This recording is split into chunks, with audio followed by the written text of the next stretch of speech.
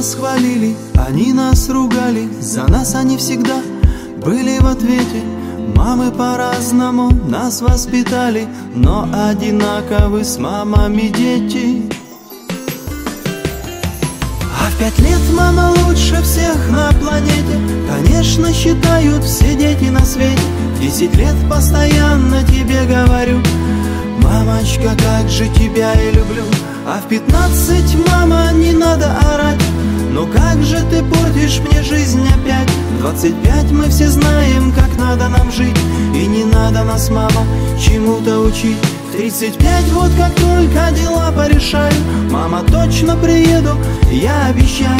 В 50 понимаем, как мало мы были с теми, кого больше жизни любили.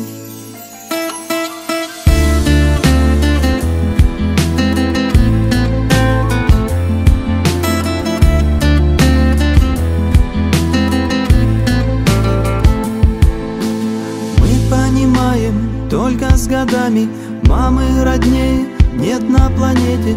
Мамы всегда и везде будут.